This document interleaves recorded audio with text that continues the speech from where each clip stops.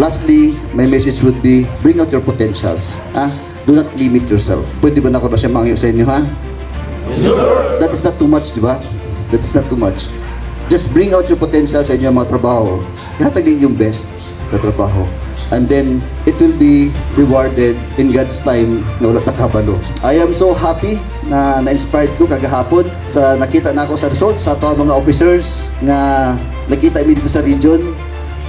Muhangyo ko sa inyo nga magtrabaho nagpasatak ng oras kung kinakailangan. Kasi kailangan nato ang tanan ng personnel nato karong kamulan. Kasi the success of this festival will be our success. Once ayun lang siya mahitabo, we enjoyed it, kamulan every year. Mintas gagmay patahan tud karon nga naan na ta. We control the situation.